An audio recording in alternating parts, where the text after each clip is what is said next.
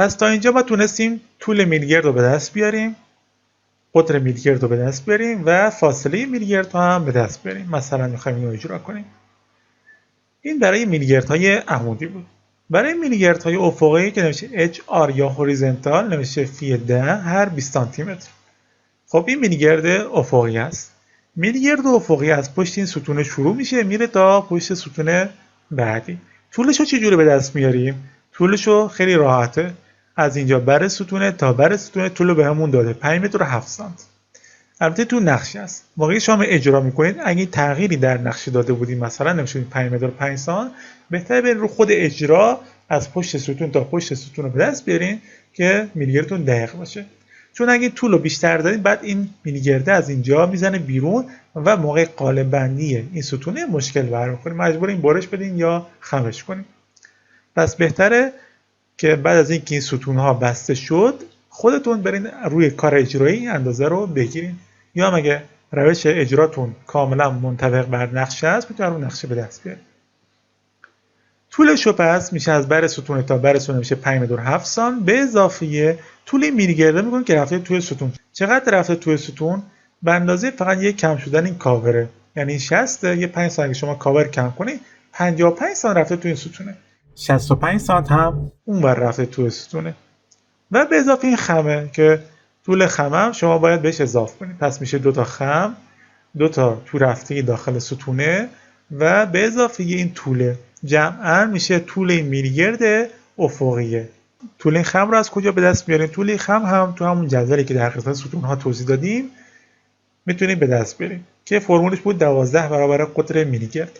یعنی الان این فی 10 هست، 12 برابر قطر این فی 10 میشه 12 سانتی متر. پس طول این خمه میشه 12 سانتی متر اینور و 12 سانتی متر هم اینور. پس ما الان به راحتی تونستیم میلگردهای عمودی و افقی قطرش و اندازش و فاصلش از همدیگه به دست بیاریم. البته اینجا نوشته به شما زیرش مثلا نوشته L یعنی طول یا همون لنت نوشته 6 متر و 29 سانتی متر، ولی شما خودتون محاسبه کنید چون معمولا عددا من خیلی تو نقشه‌ها دیدم که اشتباه هست. از طریق نرم افزار حساب میشه و نرم افزار هم معمولا عددا رو یه وقت اشتباه می‌نویسه. حتما خودتون اینا رو چک کنید. این جمع بزنید عددا رو ببینید آیا به این 6 و 29 میرسین یا نه. تمام طبقات هم به همین صورته. دوباره مثلا ما میریم طبقه بالا رو نگاه میکنیم. اینجا داریم ضخامت 30 سانتی متر و اینجا ستونش میشه 40. باز به همون صورته، یعنی ما اگه 30 رو از 40 کم کنیم میشه 10. اینجا 5 سانتی و اینجا 5 سانتی میمونه. ما قالب کنج 5 سانتی متری نداریم. پس با اینو شیفتش بدیم به سمت عقب، یعنی میچسبونیم اینجا و این فاصله میشه 10 سانتی متر. اون موقع قالب کنج 10 رو ما میذاریم. تمام ستون ها به همین شکله. حالا میریم دیوار برشی شماره 5 رو نگاه میکنیم، یعنی این دیوار برشی که دو طرفه بود. دیوار برشی شماره 5. دیوار برشی شماره 5 اگه اینجا ببینید در طبقه همکف علاوه بر میلگردهای عمودی و میلگردهای افقی اومده یه سری خاموت داده که اینجا این 4 تا میلگرد رو در بر گرفته. این خاموت هم نوشته میشه فی 10 هر 7 سانتی متر، یعنی شما میلگرد قطر 10 رو به صورت خاموت در میارین و به صورت ارتفاع 7 سانتی متر 7 سانتی متر فاصله‌اش رو از همدیگه قرار میدین. که البته این موضوع رو برای اجرای در فنداسیون هم هست، یعنی شما این خاموتا و سنجاقی‌ها رو توی فنداسیون هم اجرا کنید برای ریشه دیوار برشی که در فنداسیون هست. اینجا هم اگه ببینیم ضخامت این دیوار رو نگاه کنیم میشه 30 سانتی متر و مقطع این ستون 35. اگه 30 رو از 35 کم کنیم میشه 5 سانتی متر، یعنی اینجا 2.5. اگه اینو شیفت بدیم به عقب باز هم اینجا 5 سانتی متر میمونه. 5 سانتی متر ما کنج داخلی 5 نداریم. تو این حالت چه کار میکنیم؟ تو این حالت میایم ضخامت این دیوار برشی رو بیشتر میکنیم، یعنی به جای 30 میگیریم 35 و از دو طرف این دیوار همباد ستون میشه، یعنی ستون 35 دیوار برشی هم 35. تمام این موضوعات رو من توی فیلم مرحله به شما نشون خواهم داد. در حال حاضر شما فقط یک دید داشته باشین که دیوار برشی از چه جزئیاتی تشکیل شده و میریم برای اجرای مرحله و این موضوعات رو که چجوری ضخامت رو بیشتر کنیم اونجا بهتون نشون میدم. این موضوع افزایش ضخامت هم باید حتما به محاسبتون اطلاع بدیم و بهتره کنار همین نقشه یا به صورت نامه جداگانه دستور کارش رو بگیریم که بعد بتونیم به ناظرم ارائه بدیم.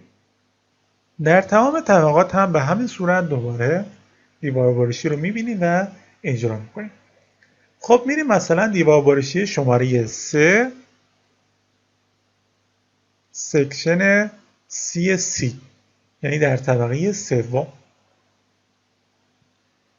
این دیوار بارشی رو نگاه میکنیم، میخوایم شروع کنیم به آرماتور بندی این دیوار بارشی. یعنی ما مرحله ستون ها رو گذروندیم، چون مبحث ستون رو کامل توضیح دادیم، ستون ها رو اجرا کردیم، حتی ستون های دیوار بارشی هم این همون ستون های معمولی اجرا میشه، هیچ فرقی نمیکنه. حالا میریم برای آرماتور بندی دیوار بارشی. برای شروع آرماتور بندی خب همونطوری که توضیح دادیم باید اول این دیوار رو شیب بدیم به سمت عقب و این پخی رو بندازیم یک سمت. دوم میایم اول آرماتورهای عمودی رو اجرا میکنیم، یعنی این میلیگردهای عمودی رو ما اجرا میکنیم.